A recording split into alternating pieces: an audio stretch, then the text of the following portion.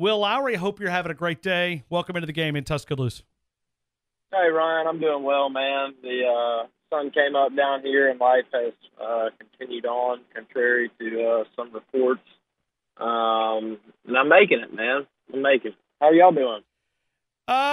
It's been a rough 3.5 hours, but we've made it. We've provided some therapy, and we've talked it out, and we've tried to analyze the game from a lot of different ways. Let me just look at the game from your perspective. What'd you see? What happened? Well, first things first, Auburn deserves all the credit in the world. They came out. They rose to the occasion. They played a tremendous ball game.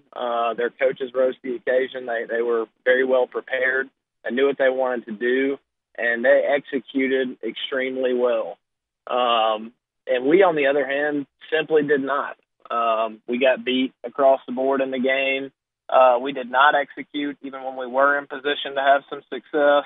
And, at the end of the day, that's what the game's about. It's about blocking and tackling the X's and O's and executing. And we didn't execute, and they did.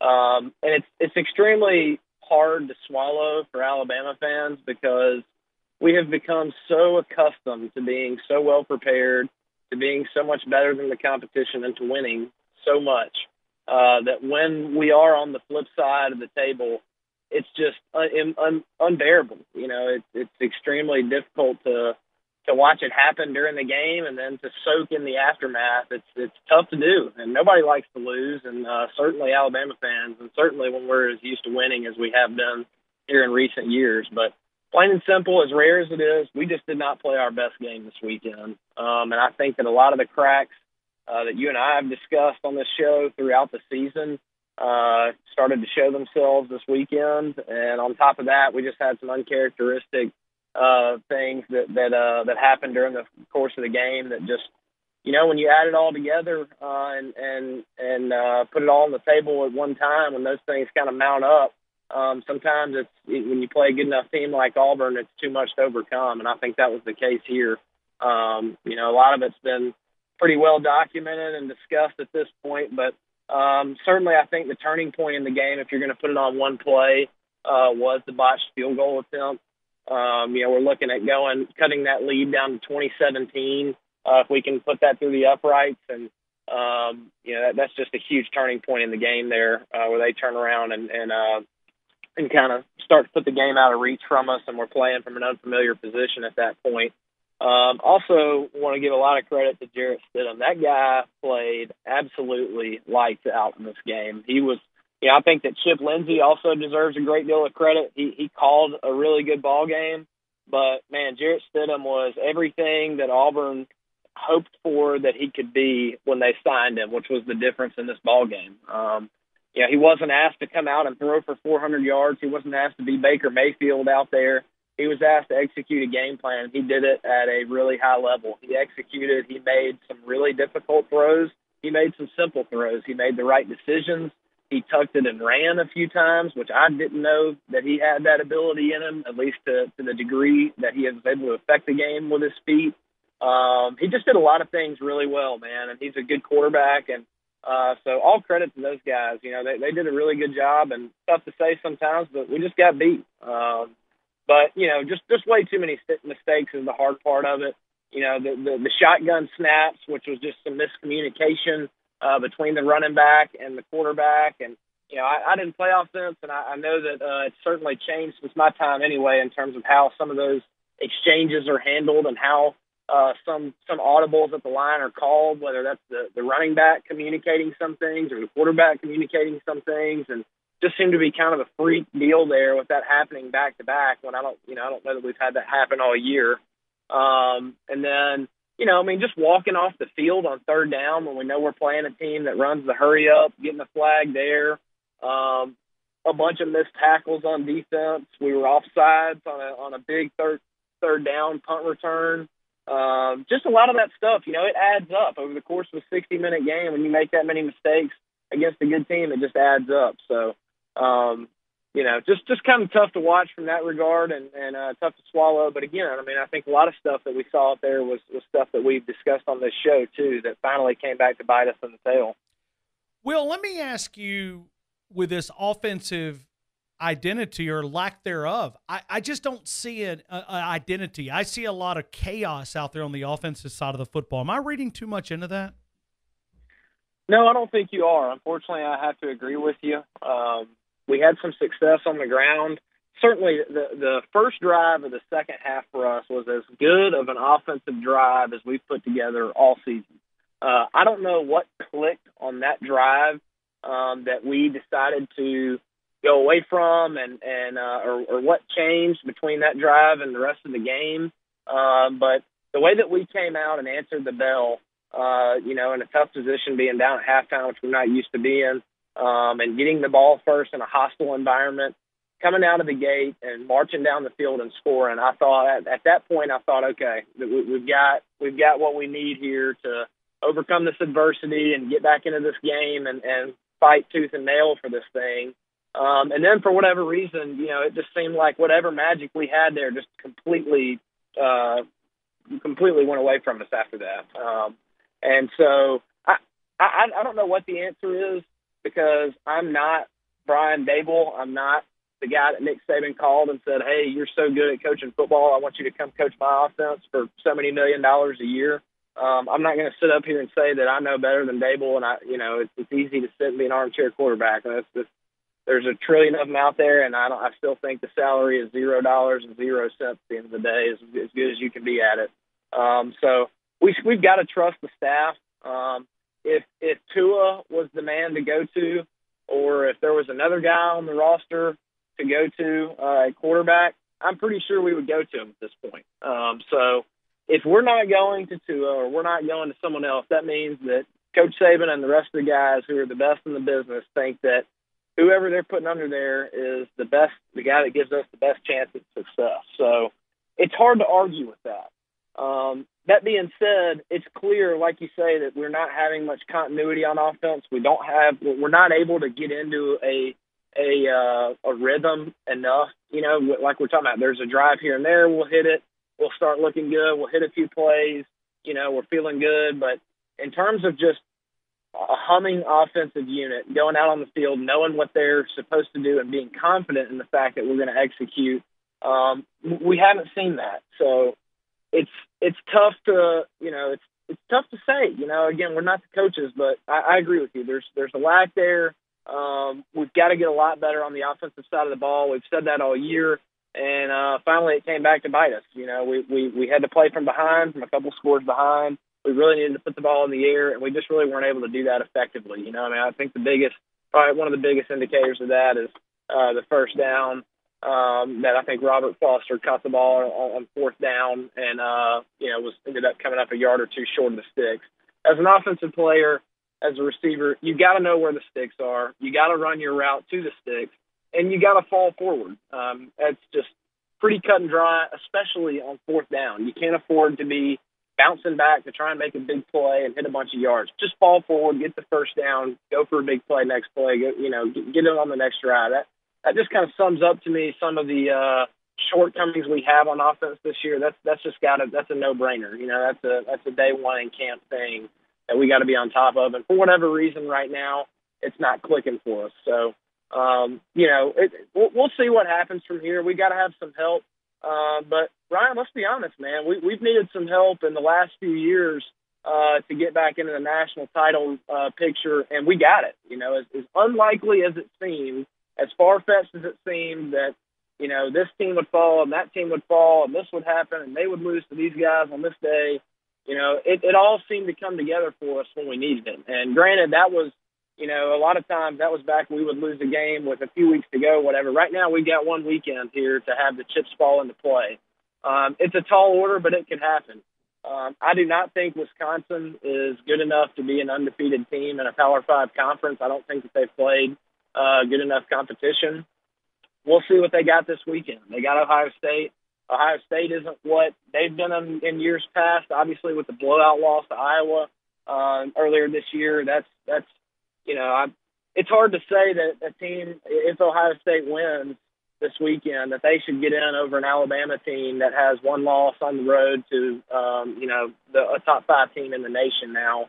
I don't see an argument. I think if I think if Ohio State is able to beat Wisconsin, or if TCU is able to beat Oklahoma, that at that point we should be a no-brainer to get in there based on our body of work and clearly what this program has built up the last few years, the level of play that we've sustained for so long. But we'll just have to see. Unfortunately, we've left the fortune, the fate of this team up to other teams and to voters. So, we're going to see this Saturday how the chips fall and how the voters decide to go. But man, I tell you, it's the 1% chance or whatever it may be of an Iron Bowl national title just gets me really excited, man. That would be one of the coolest things in the entire world to get to see that. Well, let me sort of tie this all together, because as we talk about playing a team twice and how hard it is to beat a team, when you look at Oklahoma, you look at TCU, you begin to look at this Auburn-Georgia matchup. It's difficult to beat a team twice. Do you see that the same way? Oh, absolutely. This goes back to, you could say, Pee Wee League. It's tough to beat a team twice. It's tough from Pee Wee, middle school, high school, college, and the pros. I don't care what level you're playing. I don't care what sport you're playing in, really. To beat a really good team twice in the same season or in the same stretch is a very tall task. And Georgia is a good football team. Let's take nothing away from them. They've played some really good football this year. And, the thing that sticks out to me the most about them is they're kind of the opposite of Miami this year in that they're not skating by and beating teams on the last drive of the game. And not to take any credit away from Miami for getting wins. Winning the football game is the name of the game. And they've done a really good job of that this year. But so is Georgia, and Georgia has done it in a completely different fashion, though. They have not been in very many ball games. They come out and execute and take care of business and put teams away early a lot this year, with the exception of Auburn. Auburn is playing at an extremely high level right now. I think it's easy to say now that clearly in recent years Auburn has started somewhat slowly, has maybe had a loss or two that made you scratch your head, has had some moments where you're saying, what are they doing on that side of the ball? But then somehow, miraculously, throughout the course of the year, you look up and it's week 11 or 12, and holy crap, they've beaten a whole bunch of really good teams. They've got some good wins under their belt, and they're playing some really good football on both sides of the ball. Right now, I don't know if there's a better defensive line in the nation, a front seven at stuffing the run. I don't know if there's a better offensive unit running the football right now when they've got, if and when they had a healthy Petway and what's the name that I'm drawing a blank right now? Holland, Jeff Holland. Yeah, that's right. So, it's easy to point these things out in retrospect, but it's Auburn. That's what they've become right now. So for Georgia to lose to Auburn at this point in the year, when they had the target on their backs, it was their first time, putting the big number one on them, and everybody's looking at them, and they stumbled up. That's not unusual. That's not unheard of. Now that they've gotten that onus out of them, they've kind of gotten that undefeated stigma off of their back. They're playing looser. It's going to be an extremely tough ball game for Auburn to come back and try and repeat that task, especially in essentially what it won't be a home game for Georgia, but certainly more so than anybody else, obviously in Atlanta there. So, going to be really interesting to see how that game plays out. Man, all these championship games, there's no telling what could happen this Saturday. I'd be extremely surprised if we didn't see one upset, if not a couple.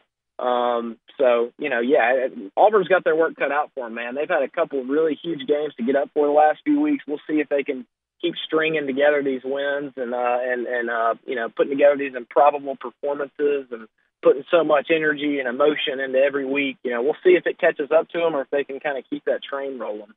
Well, I mean, there was emotions crazy on Saturday night. I mean, you're talking about trying to get a team back down to ground earth. I mean, they beat Georgia. Then they played La Monroe. They were kind of flat the first half. I mean, they were 7-7 going in, I think, with 2 minutes to go in the second quarter.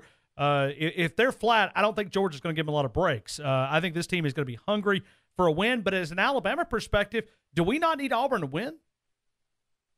I don't know that we need either one of these teams to win or lose. To be honest with you, whoever wins the SEC is going to be in the playoff, and whoever loses this game is going to be out of the playoff. So you got one in, you got one out. Either way, you shake it.